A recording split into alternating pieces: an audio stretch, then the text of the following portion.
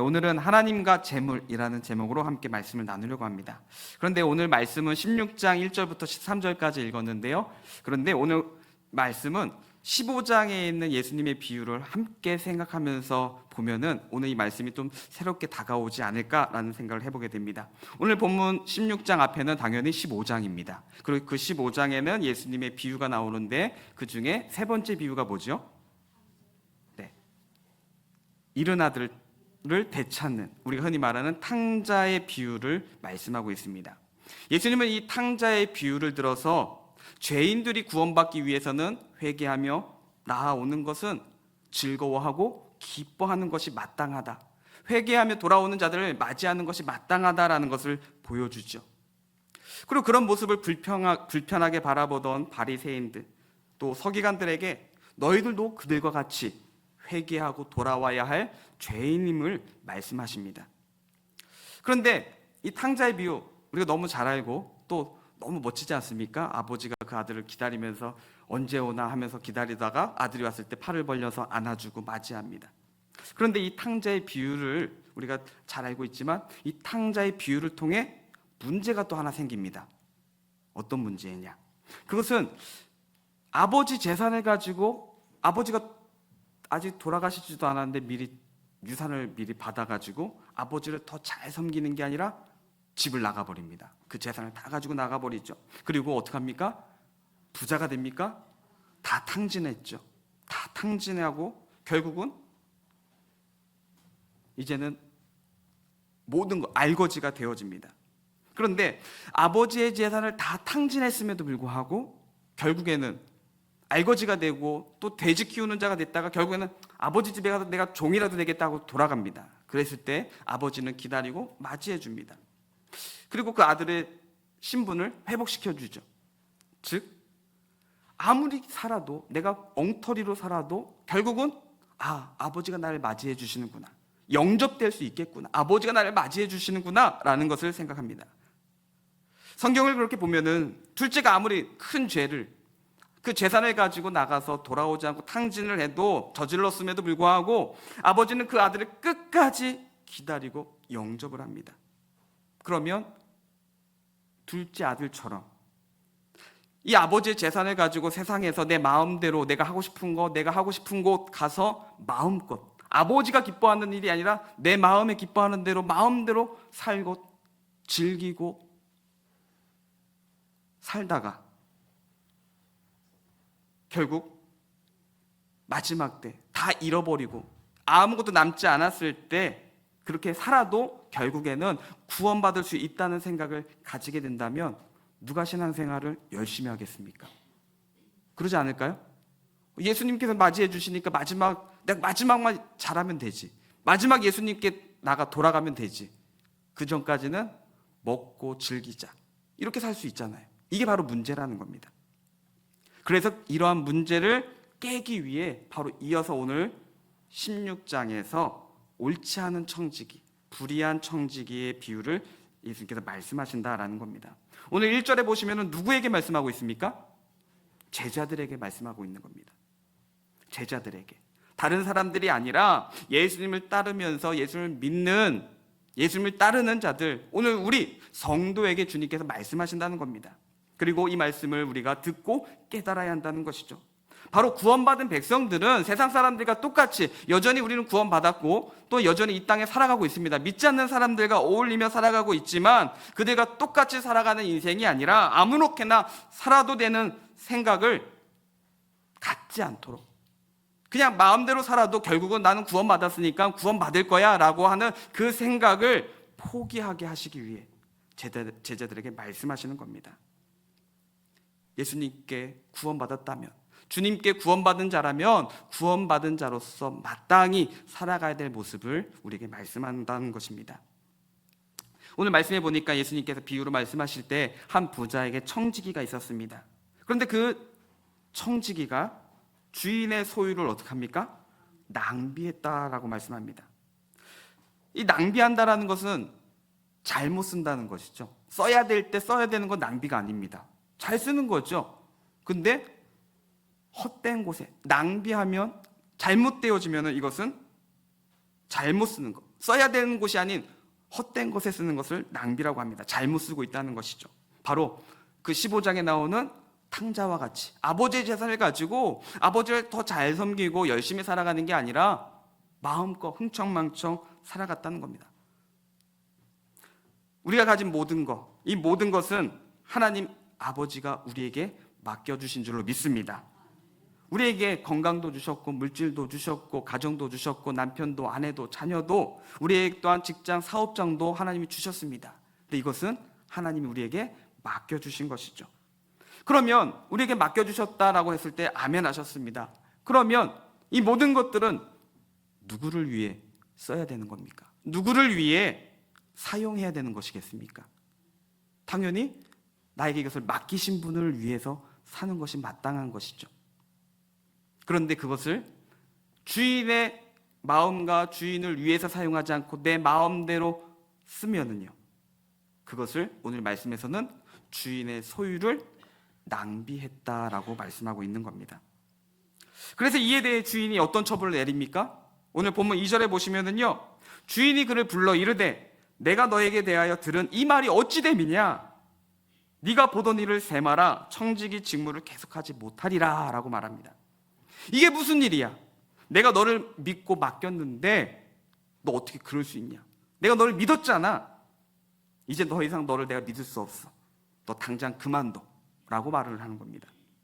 이때 청지기가 이 주인의 말을 듣고 이제 어떻게 합니까? 오늘 본문 3절에 보시면은요, 이렇게 또 생각을 하죠. 청지기가 속으로 이르되 주인이 내 직분을 빼앗으니 내가 무엇을 할까? 땅을 파자니 힘이 없고 빌어먹자니 부끄럽구나 라고 생각을 합니다. 이 청지기는 이제 직장을 이제 잃게 되는 거죠. 그리고 이제 직장을 잃고 난 뒤에 자신의 일을 염려합니다. 즉 혼나는 게 문제가 아니라 이제 나는 이제 잘리니까 그 다음에 어떻게 해야 되지? 걱정합니다. 만약 한다면 일용직 일이라도 해야 되는데 내가 지금 체력이 너무 없어서 힘이 없고 또 노숙자가 되자니 너무 부끄러워. 그러면서 이제 4절에 이렇게 말하죠. 내가 할 일을 알았도다. 이렇게 하면 직분을 빼앗긴 후에 사람들이 나를 자기 집으로 영접하리라 라고 생각을 합니다.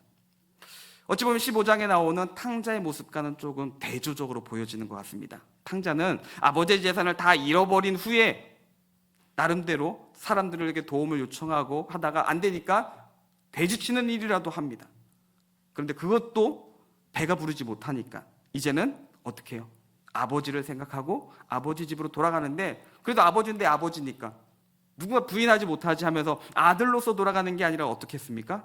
아버지 집에 일하는 종이라도 내가 되겠다 회개하며 뉘우치는 마음으로 아버지께로 돌아갔잖아요. 그런데 이 청지기는 어떻습니까? 주인에게 회개할 마음과 생각이 전혀 없습니다. 여전히 내 문제예요. 여전히 내 인생의 노후, 내 인생의 이 다음이 문제입니다. 회개할 생각하지 않고 내가 인간적인 계획을 세우면서 나를 위해서 준비를 합니다.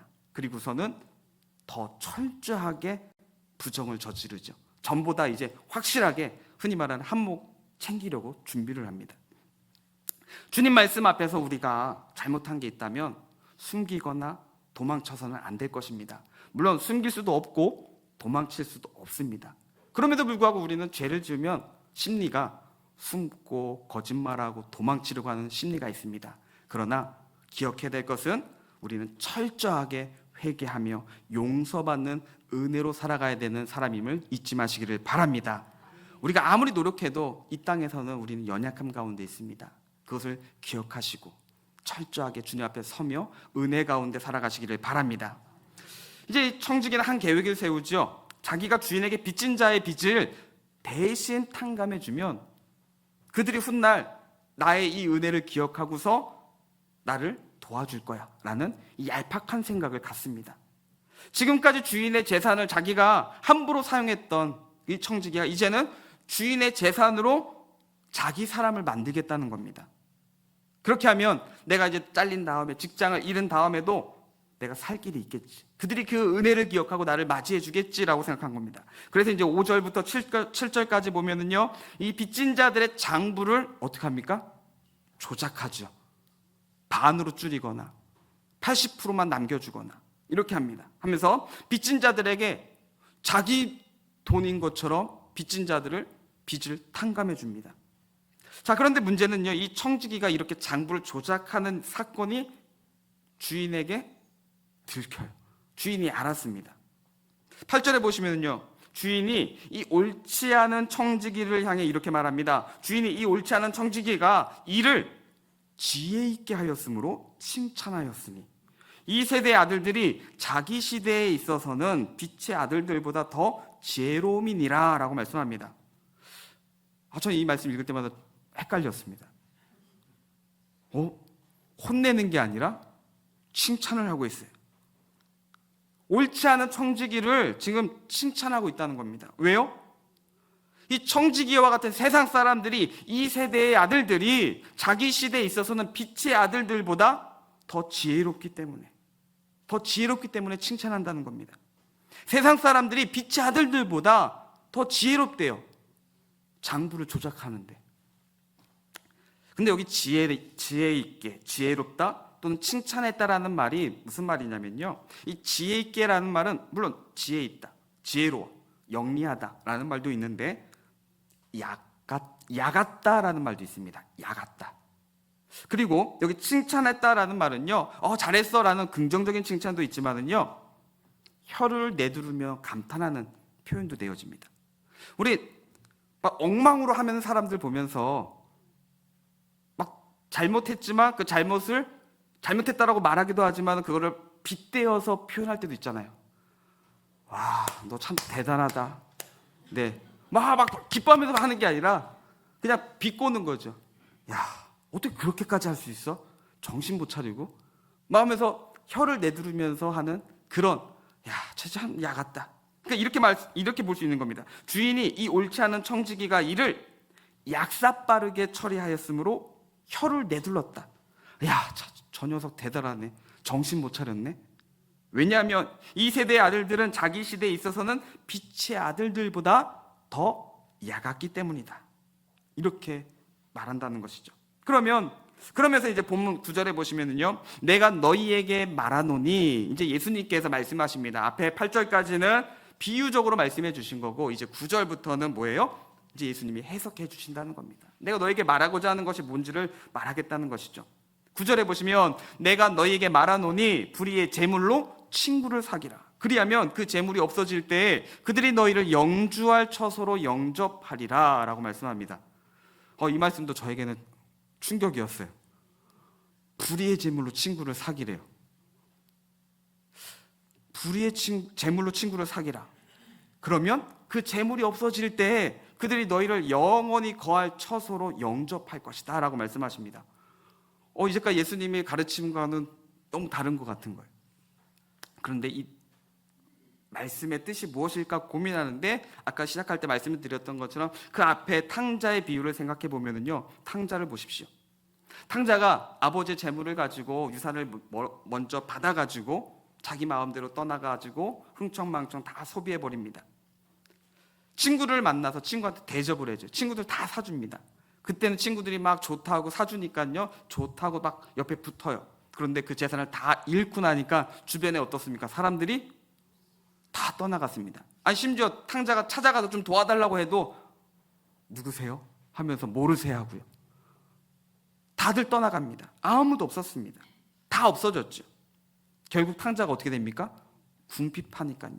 먹고 살아야 되니까 돼지 치는, 그 돼지가 먹는 것을 어떻게든 돼지랑 먹는 것을 싸우기도 합니다. 그렇다면 예수님께서 이 말씀을 하셨을 때 탕자의 비유도 말씀하시고, 지금 9절에서 불의의 제물로 친구를 사겨라, 그리고 그 제물이 없어질 때 그들이 너희를, 불의의 제물로 사귄 친구들이 너희를 영주할 처소로 영접할 거야 라고 말씀하시는 이 얘기를 하셨을 때, 오늘 이 말씀은 이제 제자들에게 하시는 말씀이라고 했잖아요. 그러면 이 말씀을 듣는 제자들이 어떤 생각을 하겠습니까? 제가 제자라면은 탕자의 비유를 알고 있다면, 탕자의 비유를 예수님이 하셨는데, 그러면은 이 얘기를 듣는다면은 혹시 제자 중에 속으로 웃지 않았을까? 아이고 예수님 하면서 웃지 않았을까 생각을 해봅니다. 안 그럴 수도 있습니다. 왜냐하면 불의한 제물로 친구를 사귀면 그 친구가 영주할 처소로 영접한다. 이건 맞지 않는 말이잖아요. 그렇다면 예수님은 이 말씀을 왜 하신 걸까요? 비꼬는 말이죠. 내가 너희에게 말하노니 불의한 재물로 친구를 사귀어봐. 세상의 재물로 친구들 마음껏 즐기면서 사귀어봐. 그들이 정말 너희를 영원한 처소로 잘도 인도하겠다. 맞이해 줄 것 같아? 이미 탕자의 비유를 통해서 다 떠났잖아 라는 것을 비꼬는 것이죠. 여기 영주할 처소가 어디입니까? 비유적으로 말한다면 하나님의 나라를 말하죠. 그러면 천국에 하나님의 나라에 불의한 재물을 모으고 그것으로 친구를 사귄 자가 들어갈 수 있다는 거예요? 아니잖아요. 이 땅에서 불의한 재물이 전부인 줄 알고 그것으로 세상적인 모든 가치들을 추구하며 살아가는 자는 절대로 천국에 들어가지 못한다는 것을 빗대어서 말씀하고 있는 것이죠. 그러므로 하나님의 나라를 바라보면서 예수 그리스도 안에서 하나님의 나라를 소망하며 살아가는 우리들은 불의한 삶을 살아가는 것이 아니라 세상 사람들처럼 불의한 재물을 가지고 불의한 재물을 따르고 그것으로 친구를 사귀는 삶이 아니라 하나님의 백성답게, 하나님의 자녀들답게, 하나님의 성도들답게 의로운 삶으로 살아가는 삶이 되어야 할 줄로 믿습니다. 10절을 보시면은요, 지극히 작은 것에 충성된 자는 큰 것에도 충성되고 지극히 작은 것에 불의한 자는 큰 것에도 불의한다라고 말씀하십니다. 이것도 같은 뉘앙스라고 보시면 좋을 것 같습니다.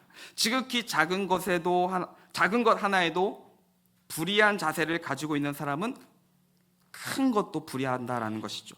그래서 11절에 너희가 만일 불의한 재물에 충성하지 아니하면 누가 참된 것으로 너희에게 맡기겠느냐라는 말씀에서 이 불의한 재물에 충성한다라는 말도 뒤집으면요, 불의한 재물을 거절할 수 있어야 한다는 겁니다.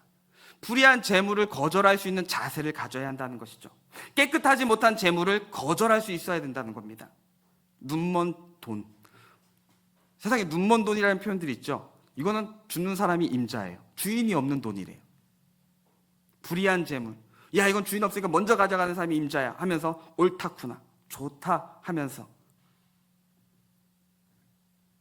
이런 마음, 이런 자세를 가진 자에게 어떻게 참된 것으로 맡길 수 있겠느냐라고 예수님 빗대어 말씀하신다는 거죠.